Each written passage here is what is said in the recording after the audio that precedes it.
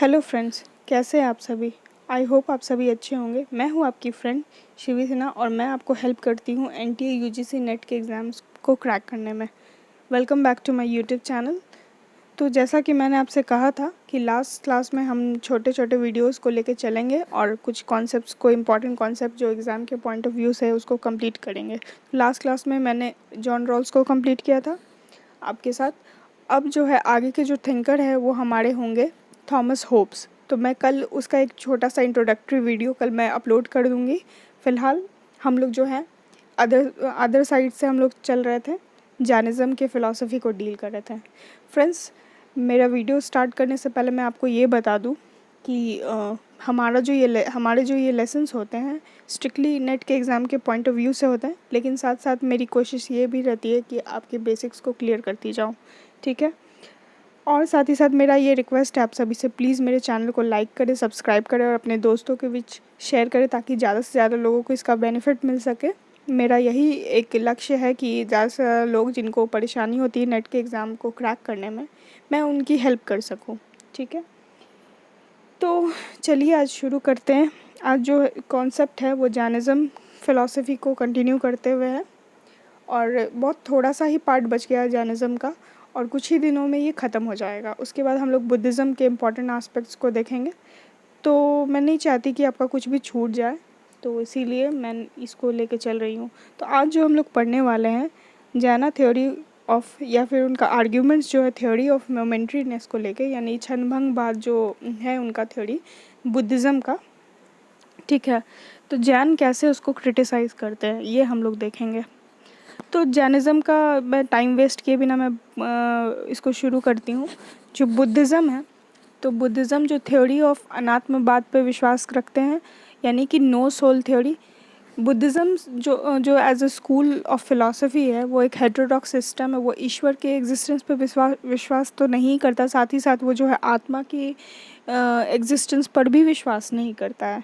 लेकिन जैना हेटेरोडॉक्स होते हुए भी सोल को बहुत ही अल्टीमेट बहुत इम्पोर्टेंस देता है। उनके थ्योरी में जो है सोल का थ्योरी बहुत ही इम्पोर्टेंस रखता है, ठीक है। जो आगे हम लोग जो देखेंगे कैटेगरीज ऑफ सब्सटेंस, जो अभी तक हम लोगों ने सब्सटेंस डील किया था, अभी हम लोग देखेंगे कैटेगरीज ऑफ सब्सटेंस। उसमें हम लोग डील करेंगे कि सोल कैसे जैनिज़्म के फ़िलॉसफी के लिए इम्पॉर्टेंट है, ठीक है। तो बुद्धिज़्म ये मानते हैं कि आत्मा जैसी कोई चीज़ होती नहीं है, या फिर सोल ऐसा कुछ होता नहीं है। हम लोग खासकर जो विज्ञानवादी स्कूल है बुद्धिज़्म का, वो मानता है कि हम लोग जिसको आत्मा समझते हैं, जिसको मतलब सेल्फ समझते हैं, ठीक है, वो कुछ और नहीं होता है, डिफरेंट स्ट्रीम्स ऑफ कॉन्शियसनेस होता है। यानी कि हमारी जो चेतना होती है, चेतना के सतत प्रवाह मानते हैं वो लोग, एक सतत प्रवाह मानते हैं। और हम लोग अलग अलग मोमेंट्स को, चेतना के अलग अलग क्षण को जो है एक साथ एकत्रित करके हम लोग उसको एक सोल की तरह रूप में मानने लगते हैं कि मतलब कि हर पल जो है हमारे अंदर बदलाव आते जा रहा। कोई भी चीज़ पिछला क्षण आगे के क्षण की तरह नहीं है। जो अभी है वो बीत जाएगा, फिर वो क्षण हम लोग वापस नहीं ला सकते हैं। तो ऐसा बुद्धिज़्म मानते हैं। लेकिन और उसी तरह जो है आत्मा जैसी कोई चीज़ नहीं है और हम लोग बस चेतना के प्रवाह को ही आत्मा समझ लेते हैं, एक साथ एकत्रित करके देखते हैं, तो ठीक है। लेकिन ऐसा जैन बिल्कुल भी नहीं मानते हैं। जैन जो है आत्मा के अस्तित्व को मानते हैं। वो कहते हैं कि आत्मा है वो एक द्रव्य है और वो मतलब अस्तित्ववान द्रव्य है और बहुत ही महत्वपूर्ण द्रव्य का एक पार्ट है, ठीक है। तो जैन के आधार पे वो कैसे मोमेंट्री थ्योरी को ये करते हैं, क्रिटिसाइज़ करते हैं, हम लोग देखते हैं।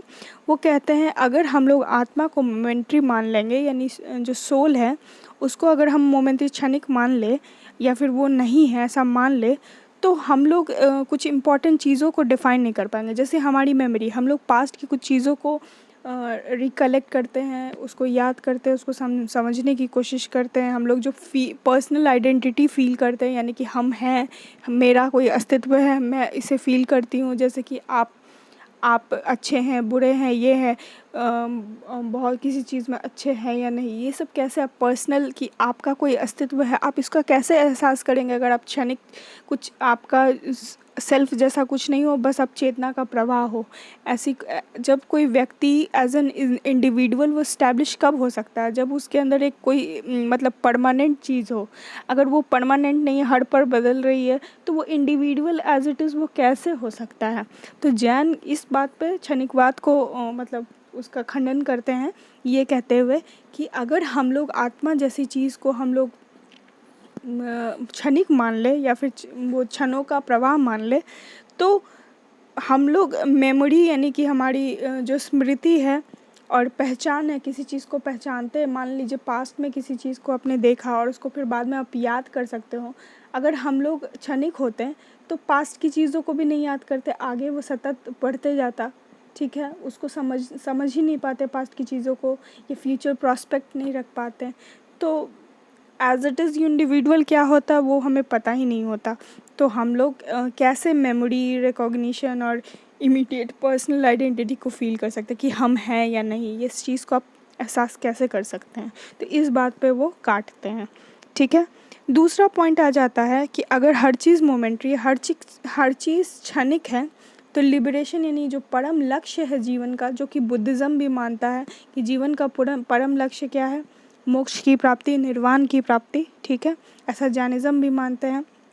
अगर सब कुछ क्षणिक है तो लिबरेशन तो मीनिंगलेस हो जाएगा, मतलब कि जो हम मोक्ष की कामना करते हैं वो तो मीनिंगलेस है, क्योंकि कोई भी परमानेंट सोल है ही नहीं जिसको कि मतलब मुक्त होना है। ऐसा कोई भी परमानेंट सोल नहीं है। जब हमारी पर्सनल आइडेंटिटी ही नहीं है, हम लोग बस एक चेतना का प्रवाह है सतत जो हर पल बदल रहा है, तो हम लोग किस बात के लिए मोक्ष चाहिए हमें। हम कुछ है ही नहीं, as an human as it is हम लोग कुछ है नहीं, इंडिविजुअल है ही नहीं, हमारा कोई सेल्फ एग्जिस्टेंस नहीं है। तो हम लोग किस लिए लिबरेशन की कामना करते हैं। तो लिबरेशन उस चीज़ के लिए होता है जो कि परमानेंट हो, जिसको एक परमानेंट सॉल्यूशन चाहिए होता है, ठीक है। तो जब सब कुछ क्षणिक है तो लिबरेशन का कॉन्सेप्ट मीनिंगलेस है। तीसरा चीज़ जो है हम लोग कह सकते हैं क्षणिकवाद के अगेंस्ट कि अगर सब कुछ क्षणिक है तो कोई मोरल लाइफ पॉसिबल नहीं, कोई नैतिक जीवन किसी भी मनुष्य का संभव ही नहीं है। कि अगर पर्सन ऐसा कुछ क्षणिक ही है और हर पर्सन जो है, क्योंकि एक मोमेंट्री पर्सन की, क्योंकि पर्सनल आइडेंटिटी जैसी कोई चीज़ नहीं है, वो सब कुछ उसका जो सेल्फ है, वो चेतना का प्रवाह है, वो हर पल बदल रहा है। तो उसको किसी लक्ष्य की प्राप्ति के लिए कोशिश नहीं करनी चाहिए होगी।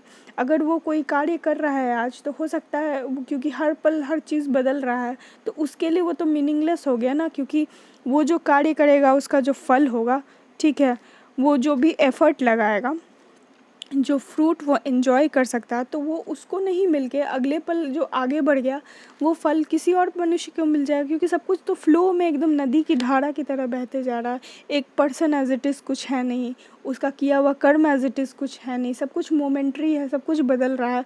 तो किसी चीज़ को, किसी भी क्षण को पकड़ के हम मतलब कर्म करने का कोई मतलब ही नहीं बनता। अगर वो कर्म करता है, फल उत्पन्न होता है, तो फल उसके लिए नहीं होगा, किसी आगे के दूसरा पर्सन उसको एंजॉय करेगा जो उस सतत प्रवाह में आ रहा होगा, ठीक है। तो ऐसी कोई भी चीज़ होती नहीं है। तो मोमेंट्रीनेस को ये कह के जैन खंडित करते हैं। और भी 3-4 रीज़न्स मैं दे सकती हूँ जो मैं अपने नेक्स्ट वीडियो में अपलोड कर दूँगी। अगर आपको मेरा वीडियो पसंद आया तो प्लीज़ इसे लाइक करें, सब्सक्राइब करें और शेयर करें।